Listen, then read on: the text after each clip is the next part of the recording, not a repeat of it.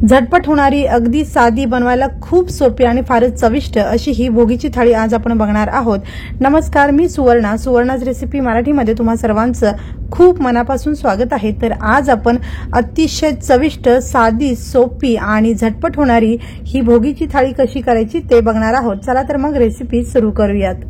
सगळ्यात आधी आपण भोगीची भाजी बनवणार आहोत। यासाठी इथे मी अर्धी वाटी हा वरणा किंवा पावटा घेतलेला आहे, अर्धी वाटी सोलाने किंवा हिरवा हरभरा घेतलेला आहे, अर्धी वाटी गाजर घेतलेला आहे बारीक काप करून, एक वाटी इथे मी शेंग घेतलेली आहे, अर्धी वाटी इथे मी मटार घेतलेले आहेत, अर्धी वाटी शेंगदाणे मी भिजवून घेतलेले आहेत। यानंतर इथे मी 1 चमचा तीळ घेतलेले आहेत भाजून आणि एक छोटासा तुकडा गुळाचा घेतलेला आहे। याचबरोबर इथे मी एक छोटा बटाटा साल काढून बारीक काप केलेले आहेत, एक छोटं वांग याचे सुद्धा मी काप करून दोन्हीही पाण्यात ठेवलेलं आहे कारण हे काळं पडतं। तर या सगळ्या भाज्या मी निवडून स्वच्छ अशा धुवून घेतलेल्या आहेत। तर या भाजीसाठी आपण वाटण बनवणार आहोत आणि यासाठी इथे मी 2 चमचे कच्चे शेंगदाणे, 2 चमचे तीळ आणि 2 चमचे सुक्या खोबऱ्याचा कीस घेतलेला आहे। तर फोडणीसाठी इथे मी 1 कांदा बारीक कापून घेतलेला आहे, 1 टोमॅटो बारीक असा कापून घेतलेला आहे आणि 10 ते 12 लसणाच्या पाकळ्या घेतलेल्या आहेत। तर हा लसूण मी या वाटणासोबत वाटून घेणार आहे, तुम्ही हवं तर फोडणीमध्ये ठेचून टाकलं तरी चालेल। तर आता आपण शेंगदाणे भाजून घेऊयात। तर हे शेंगदाणे अर्धे भाजून झाल्यानंतर आपल्याला याच्यामध्ये तीळ आणि खोबरं टाकायचं आहे आणि ते सुद्धा आपल्याला या शेंगदाण्यासोबत भाजून घ्यायचं आहे। मध्यम गॅसवरती अगदी 1 ते 1.5 मिनिटांमध्ये हे छान भाजून होतं। तर हे छान भाजून झालेलं आहे। तर आता हे मी काढून घेते। तर हे मी काढून घेतलेलं आहे आणि आता याच्यामध्ये मी साधारण पाव चमचा जिरे टाकते आणि घेतलेला लसूण यामध्येच टाकून पाणी टाकून याची बारीक अशी पेस्ट बनवते। अगदी बारीक अशी ही पेस्ट बनवून आपली तयार झालेली आहे आणि आता आपण भाजी बनवूया। यासाठी इथे मी साधारण 2 ते 2.5 चमचे तेल घेतलेलं आहे, 1 चमचा मोहरी टाकून छान तडतडल्यानंतर यामध्ये मी बारीक चिरलेला कांदा टाकून याला छान असं मिक्स करून घेते। हा कांदा हलकासा मऊसर झाला की यामध्ये पाव चमचा हिंग टाकायचा आहे आणि 1 चमचा हळद टाकून पुन्हा मिक्स करून घ्यायचं आहे।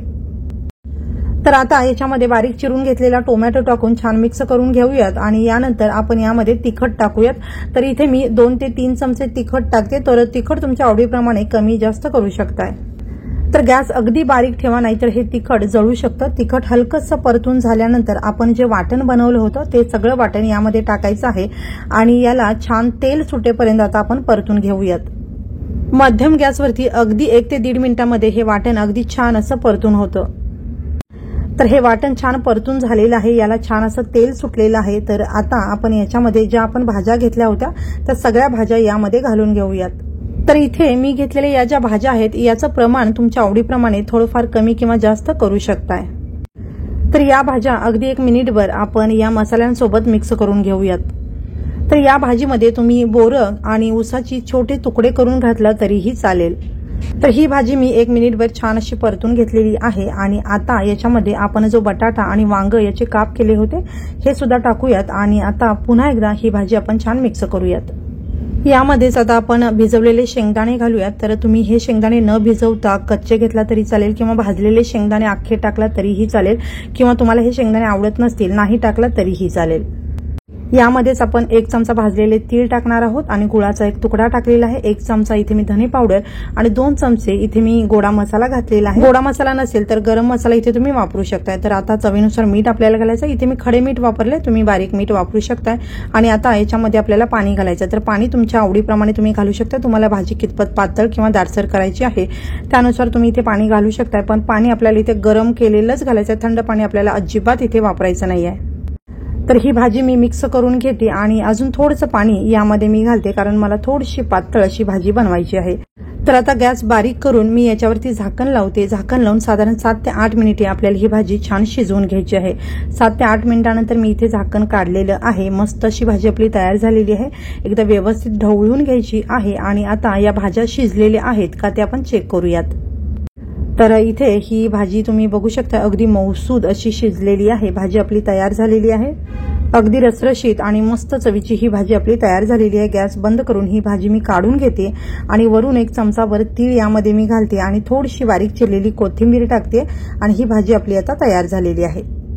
तर आता आपण पुलाव बनवणार आहोत। यासाठी इथे मी अर्धी वाटी हिरवे हरभरे किंवा सोलाने घेतलेले आहेत आणि याचबरोबर अर्धी वाटी इथे मी मटार घेतलेले आहेत। तर दोन्हीचं प्रमाण तुमच्या आवडीप्रमाणे कमी जास्त करू शकताय आणि याचबरोबर इथे मी 20 ते 25 लसणाच्या पाकळ्या घेतलेल्या आहेत। आणि इथे मी एक मोठा बाउलभर हे बासमती तांदूळ घेतलेले आहेत। हे तांदूळ मी भिजवणार नाहीये, फक्त धुवून हा तांदूळ मी इथे वापरणार आहे। तर सगळ्यात आधी इथे आपण एक वाटण बनवणार आहोत। यामध्ये इथे आपण घेतलेला लसूण, 1 इंच आलं मी साल काढून तुकडे केलेले आहेत, 2 हिरव्या मिरच्या घेतलेल्या आहेत आणि याचं आपल्याला वाटण बनवायचं आहे। थोडंसं पाणी टाकून छान बारीक असं आपल्याला हे वाटून घ्यायचं आहे। तर हे वाटण आपलं तयार झालेलं आहे आणि लगेचच आपण हा पुलाव बनवायला सुरुवात करूयात। तर कुकरमध्ये मी हा पुलाव बनवणार आहे, अगदी झटपट बनतो। तर 3 चमचे तेल घातलेलं आहे, 1 चमचा इथे मी जिरे टाकलेले आहे। जिरे चांगले फुलून आले की यामध्ये हे खडे मसाले टाकूयात। 2 वेलची मी थोडीशी ठेचून घेतलेली आहे, 2 दालचिनीचे तुकडे, 1 स्टार फूल आणि 3-4 लवंगा यामध्ये मी घालते। तर इथे 1 तेजपान सुद्धा मी घातलेला आहे आणि याच्यामध्येच मी 1 कांदा छान लांबट असा चिरून घेतलेला आहे, तो घालते आणि हा कांदा आता आपण हलकासा लालसर होईपर्यंत परतून घेऊयात। तर इथे कांदा छान लालसर झालेला आहे आणि आता आपण जी आलं लसणाची आणि मिरचीची पेस्ट बनवली होती, तर ही सगळी पेस्ट यामध्ये घालायची आहे आणि परतून घ्यायची आहे। तर गॅस इथे थोडासा तुम्ही कमी करू शकताय। तर हे थोडंसं परतून झाल्यानंतर याच्यामध्ये आपण मटार आणि हिरवे हरभरे घालूयात आणि हे सुद्धा छान मिक्स करून घेऊयात। तर हे मटार आणि हरभरे आपल्याला अगदी 1 मिनिटभर या मसाल्यांसोबत मिक्स करून घ्यायचे आहेत आणि आता आपल्याला याच्यामध्ये तांदूळ जो मी धुवून घेतलेला आहे याच्यातील सगळं पाणी निथळून आपल्याला हा तांदूळ या मसाल्यांमध्ये घालायचा आहे। सगळा तांदूळ घालून झाल्यानंतर याच्यामध्ये आपल्याला चवीनुसार मीठ घालायचं आहे आणि पुन्हा एकदा 1 मिनिटभर हा तांदूळ आपण मसाल्यांसोबत मिक्स करून घेणार आहोत।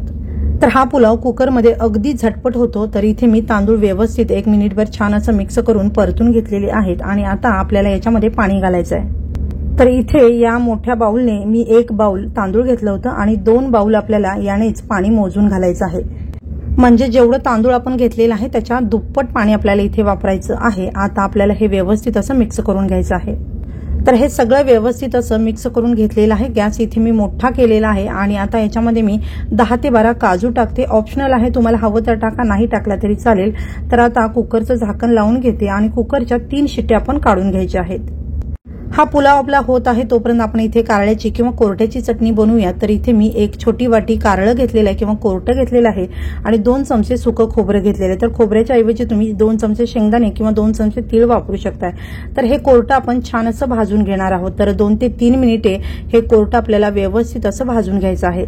तर हे कोरटं भाजलं आहे हे ओळखायचं कसं, तर हे कोरटं भाजल्यानंतर याला छान तेल सुटतं, छान चकाकी येते, त्यानंतर मस्त असे फुलून येतात, मस्त खमंग असा याचा सुवास येतो, त्याच्यानंतर अगदी छान असे चटचटायला लागतात, म्हणजे हे कारळं आपलं भाजलं आहे असं समजायचं। तर इथे हे कोरटं जे आहे मस्त चटचटायला लागलेलं आहे, मस्त फुलून आलेलं आहे, याचा खमंग आणि खरपूस असा सुवास येत आहे आणि हे कोरटं किंवा कारळं आपलं भाजलेलं आहे। तर आता याच्यामध्ये आपण शेवटी खोबरं घालणार आहोत जे खिसून घेतलेलं होतं।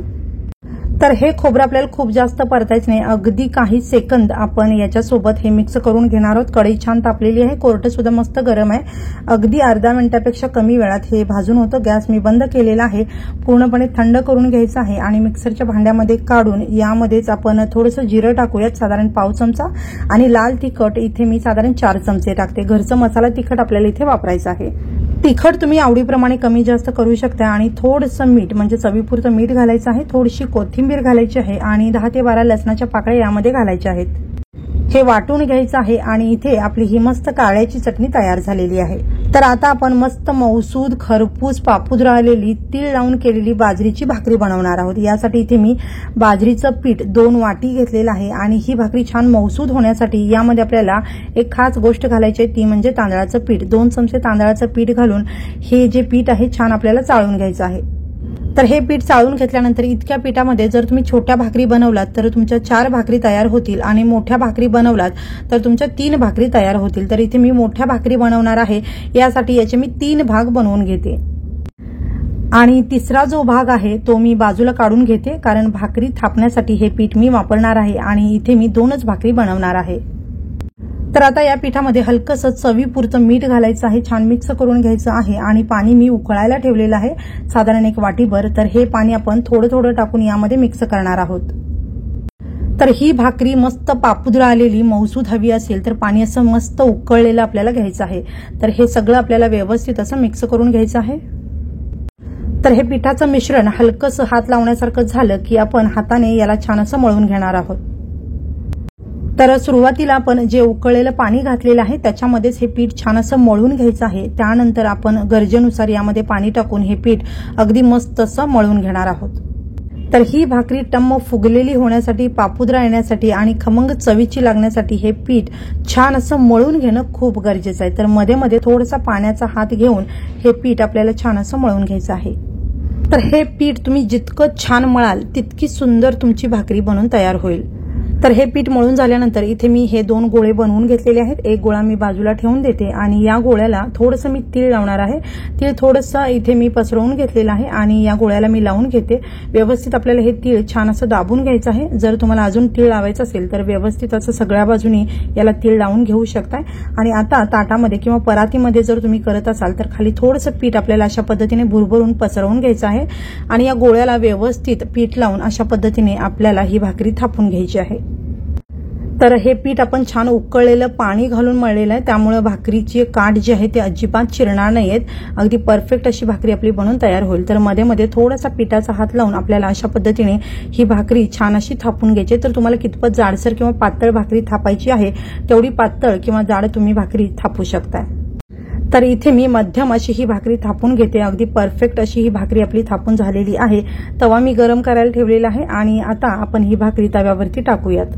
तर ही भाकरी तव्यावरती टाकण्यापूर्वी तवा व्यवस्थित गरम झालेला असावा, मगच भाकरी आपल्याला तव्यावरती टाकायची आहे। आणि काही सेकंदामध्येच आपल्याला याला पाणी लावून घ्यायचं आहे। तर पाणी अगदी छान सगळ्या बाजूने व्यवस्थित लावायचं आहे। पाणी लावून झाल्यानंतर काही सेकंदामध्ये पाणी लावलेली बाजू हलकीशी सुकायला सुरुवात होते, तर तेव्हा लगेचच आपण ही भाकरी पलटवून घेणार आहोत। पाणी लावलेली बाजू पूर्णपणे सुकली तर ती भाकरी पितळू शकते। तर इथे मोठ्या गॅसवरतीच आपल्याला ही भाकरी बनवायची आहे। जर तुम्हाला कडक भाकरी बनवायची असेल तर मध्यम ते बारीक गॅसवरती ही भाकरी बनवू शकताय आणि जर तुम्हाला मऊसूद फुगलेली अशी टम्म फुगलेली पापुद्रा आलेली भाकरी बनवायची असेल तर मोठ्या गॅसवरतीच आपल्याला ही भाकरी भाजायची आहे।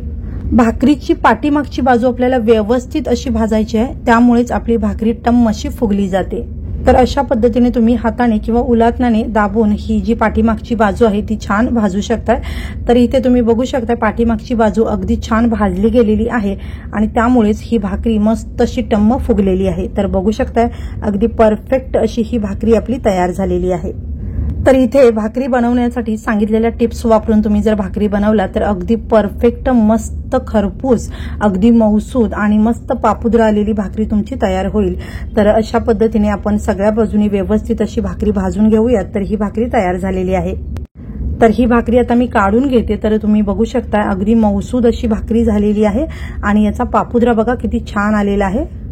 तर ही भाकरी मी तुम्हाला उघडून दाखवते। तर बघू शकता अगदी मस्त अशी ही भाकरी आपली बनून तयार झालेली आहे। अगदी मऊसूद छान पापुद्रा आलेली खरपूस मस्त चवीची अशी ही भाकरी आपली बनून तयार झालेली आहे। तर मस्त अशी ही भाकरी तुम्ही सुद्धा करून बघा। आणि आता आपण हे भोगीचं ताट बनवूया। तर इथे मी भाकरी ठेवलेली आहे। कुकर आता पूर्णपणे थंड झालेला आहे आणि आता याच्यामध्ये मी साधारण 1-2 चमचे तूप टाकते। तुम्हाला नसेल घालायचं नाही घातला तरी चालू शकतं। तर आता अगदी हलक्या हाताने आपल्याला हा पुलाव मस्त मिक्स करून घ्यायचा आहे। अगदी मऊसूद आणि फारच मोकळा आणि फारच चविष्ट असा हा आपला पुलाव बनून तयार झालेला आहे। तर हा पुलाव सुद्धा एका वाटीमध्ये मी काढून घेते आणि हा ताटामध्ये आता आपण घालून घेऊयात। आणि यावरती सजावटीसाठी मी मटारचे दाणे आणि हरभऱ्याचे दाणे 3-4 घालते आणि एक छोटंसं पान कोथिंबिरीचं यावरती ठेवते, म्हणजे दिसायला हे सुंदर दिसतं। आता इथे मी भोगीची भाजी ठेवलेली आहे। यानंतर इथे मी 1 वाटी ताक घेतलेला आहे। तर याच्याऐवजी तुम्ही दही सुद्धा घेऊ शकता।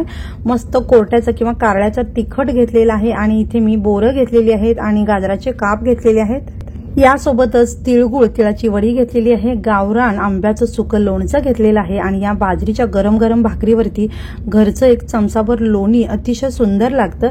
तर मस्त अशी ही भोगीची थाळी आपली बनून तयार झालेली आहे। झटपट होणारी अगदी साधी बनवायला खूपच सोपी आणि फारच चविष्ट अशी ही भोगीची थाळी बनवून तयार झालेली आहे। तर या पद्धतीने तुम्ही सुद्धा ही थाळी बनवून बघा आणि तुम्हाला जर हा व्हिडिओ आवडला असेल तर व्हिडिओला लाईक करा, शेअर करा, चॅनलला सबस्क्राईब करून बेल आयकॉन जरूर दाबा आणि हा व्हिडिओ पाहिल्याबद्दल खूप धन्यवाद।